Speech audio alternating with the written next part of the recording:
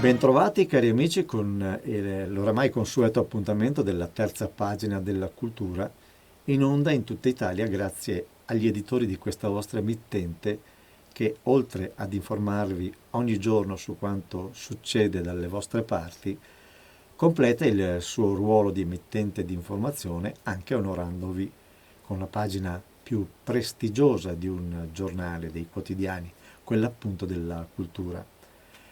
Il nostro è un più che dignitoso prodotto che grazie a tutti arriva nelle vostre case in modo complementare.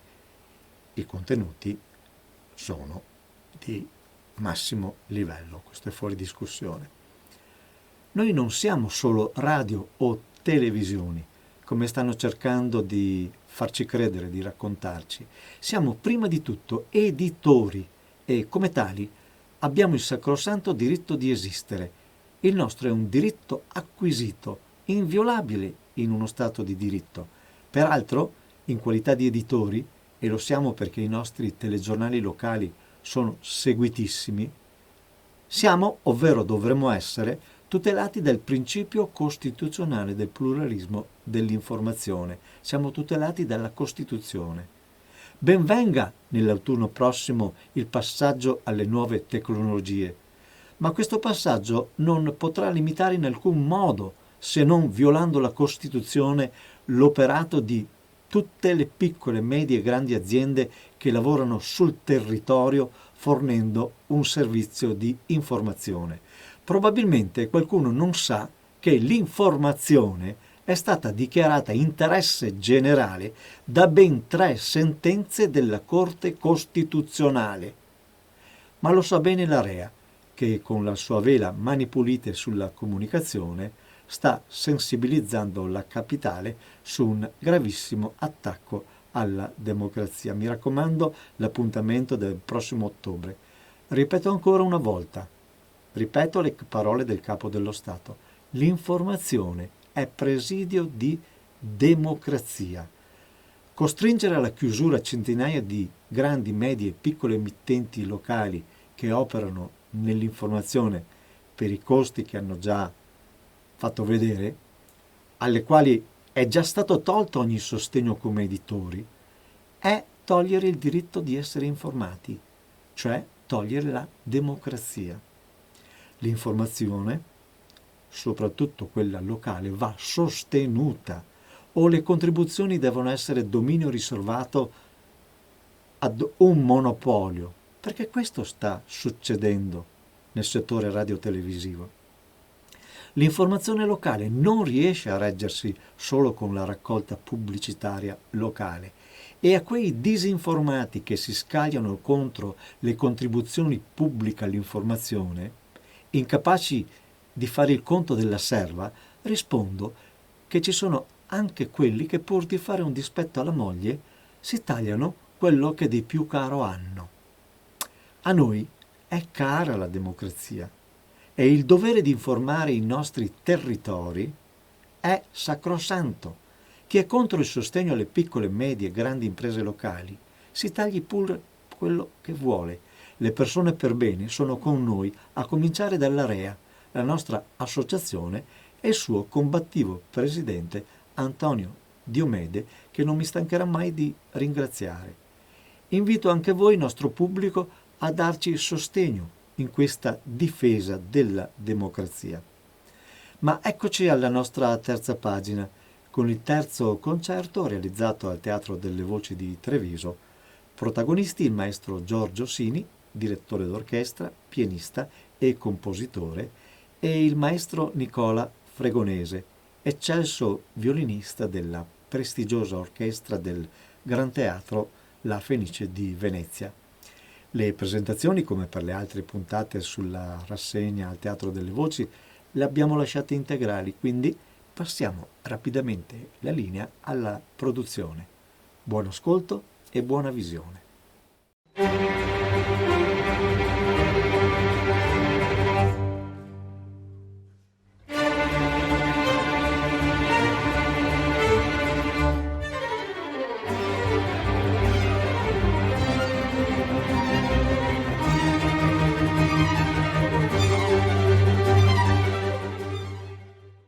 Buongiorno, buongiorno e ben ritrovati per un'altra mattinata di grande musica classica qui al Teatro delle Voci. Oggi due grandi protagonisti, al violino il maestro Nicola Fregonese e al pianoforte il maestro Giorgio Sini, che ci presenteranno un repertorio che spazia dalla musica classica alle sonorità più romantiche. Io direi intanto di dare il benvenuto ai due maestri con un applauso, il maestro Nicola Fregonese e il maestro Giorgio Sini.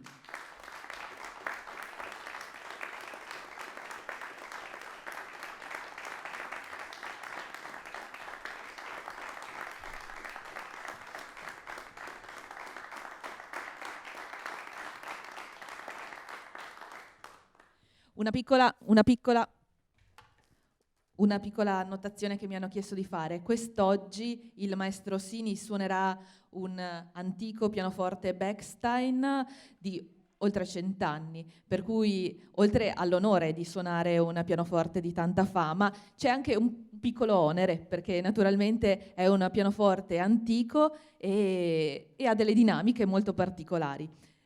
Cominciamo subito il repertorio di quest'oggi con Franz Schubert e la sonatina opera 137. Non sappiamo molto delle circostanze che indussero Schubert a comporre nella primavera del 1816 le 3 sonate, o come sono conosciute erroneamente sonatine. Al tempo di questi lavori non aveva ancora 20 anni. E dunque emerge da questo brano la spiccata sensibilità, anche l'introspezione schubertiana. Schubert viveva in qualche modo una natura doppia che alla gaiezza viennese associava un sospetto di malinconia nobile e profonda. Nel suo intimo era un poeta, all'esterno un ragazzo di compagnia. Così lo descriveva l'amico Eduard von Braunfeld, che appunto descriveva questa personalità oscillante tra la cordialità più estroversa e l'introversione invece malinconica. Una nobile schizofrenia umorale che accomunava molti maestri viennesi. Sonata, opera 137, numero 1.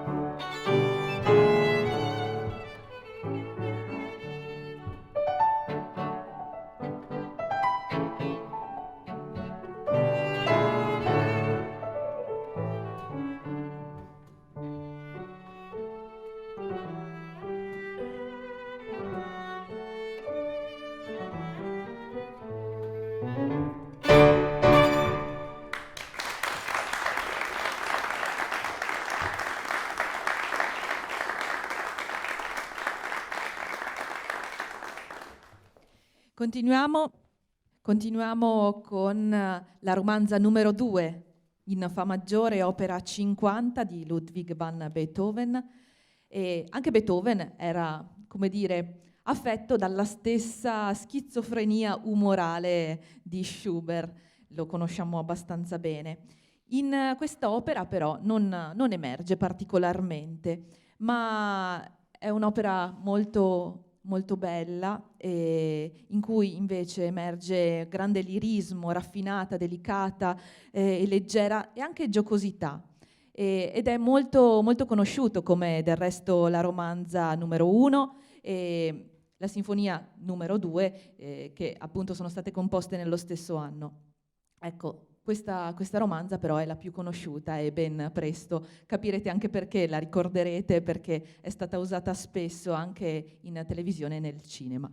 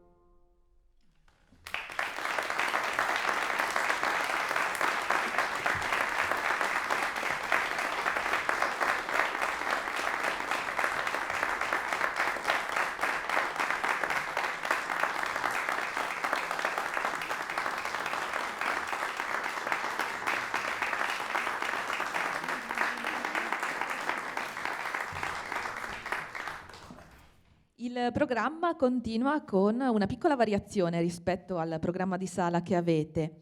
Infatti continuiamo con l'aria sulla quarta corda di Johann Sebastian Bach. Allora, cosa dire, cosa non dire di questo brano? Sicuramente possiamo dire che è il secondo movimento della suite per orchestra numero 3 e poi sicuramente dobbiamo dire che è uno dei brani di musica classica più noti e più apprezzati, ma non solo appunto della musica barocca, ma proprio di tutta la musica classica.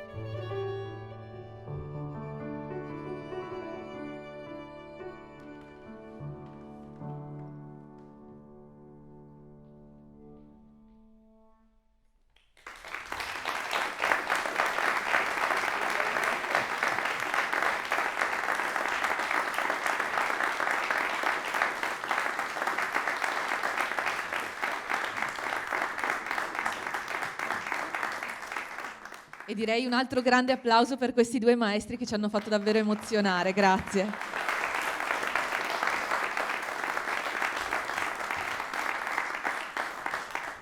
Continuiamo con un'altra variazione rispetto al programma, l'intermezzo sinfonico dalla Cavalleria Rusticana di Mascagni, uno dei brani più popolari di quest'opera, fortunato anche dal repertorio operistico, è stato molto eseguito appunto, molto usato nel cinema.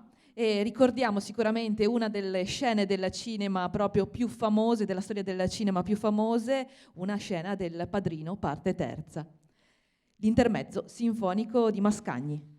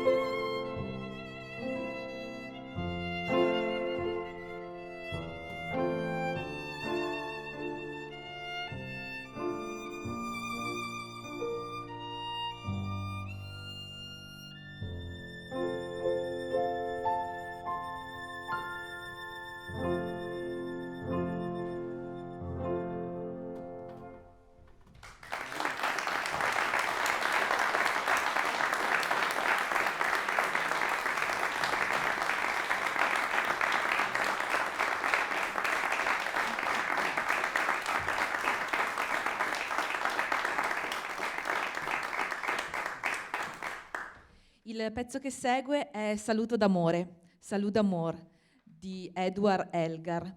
Fu composto nel 1888, quando era fidanzato con la futura moglie Caroline Alice Roberts, e fu proprio il dono di fidanzamento. A me, come donna, del resto, non può far che emozionare il pensiero di ricevere un brano musicale così bello, così romantico. Ecco, la dedica scritta in francese proprio sul manoscritto a Carisse era proprio il nome dell'amata, Caroline Alice, appunto abbreviato, e fu anche il nome che poi ricevette la figlia 2 anni dopo.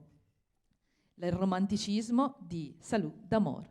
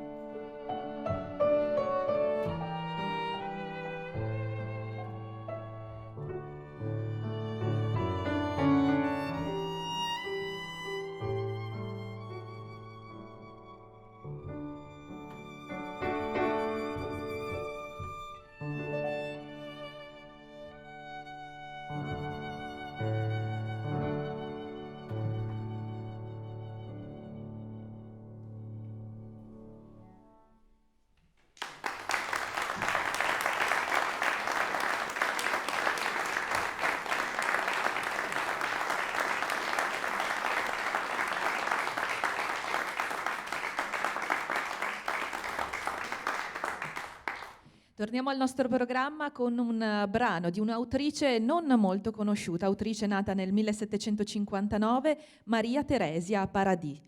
Ecco, cosa sappiamo di questa donna? Sappiamo che divenne cieca all'età di 3 anni e però intraprese gli studi musicali anche proprio per superare questa sua cecità, questa sua menomazione.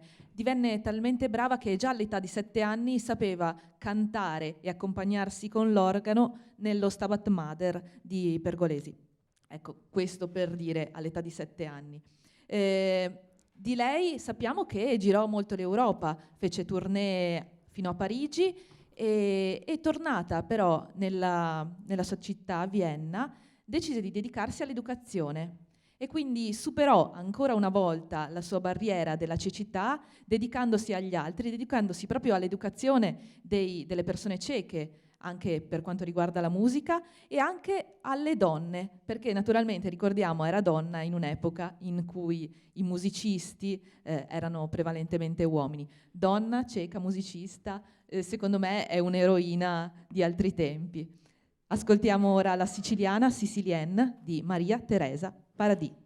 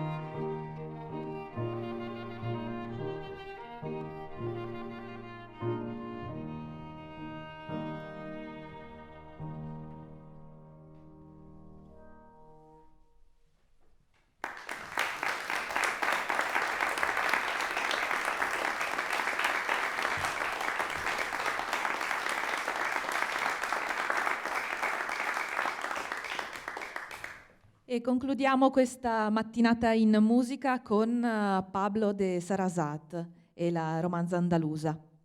Pablo de Sarasate fu un eccellente violinista. Molti dei più grandi maestri a lui contemporanei scrissero pagine di musica per lui.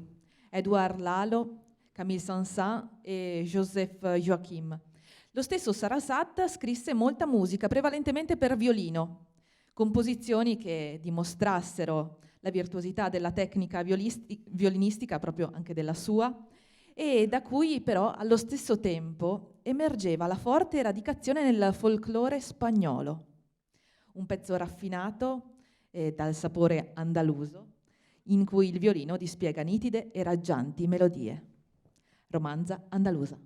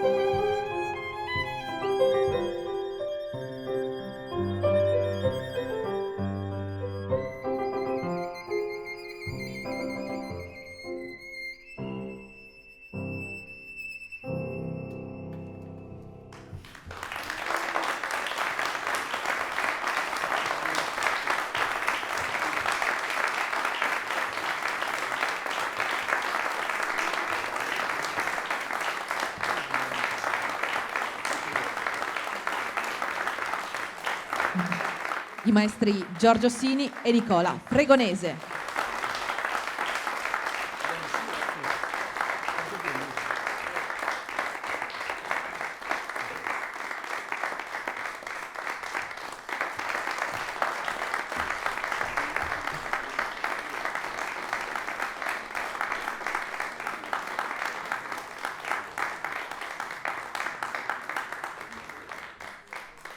E io penso che adesso tornino dentro.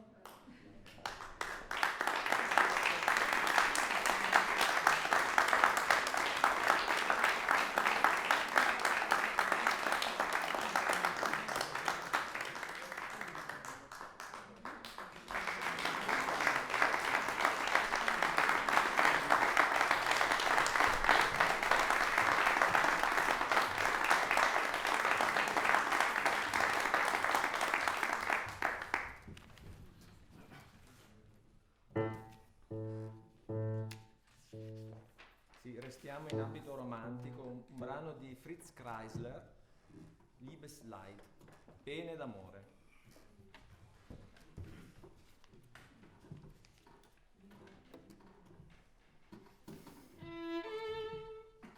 Pardon. Perché ha 100 Bello anni. della diretta. No, perché secondo me ha 100 anni. Non, sì. Qualche martello che rimane giù. Vabbè.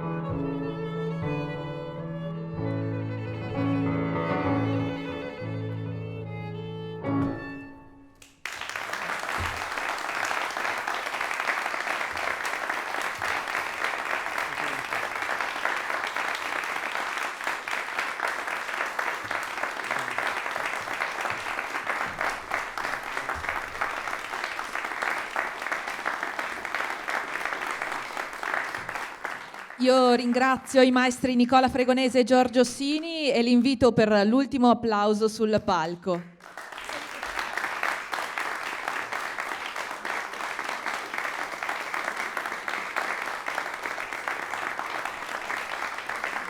E non so se mi hanno sentito. E forse non mi hanno sentito, ma insomma.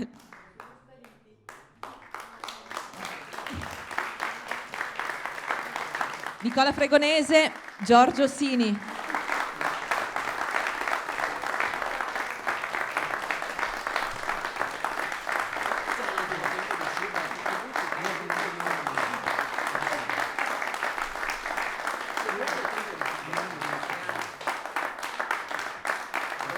Ci regalate un altro brano, vero?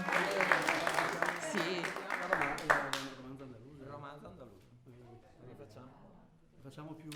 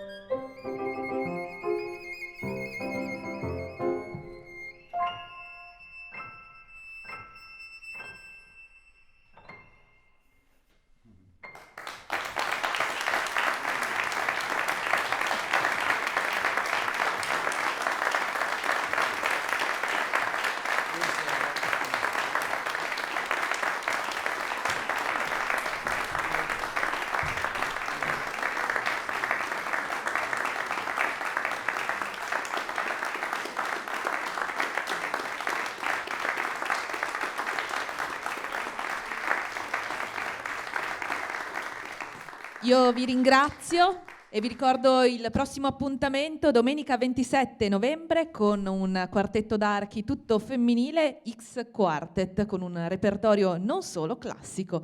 Ecco, buona domenica e buona continuazione.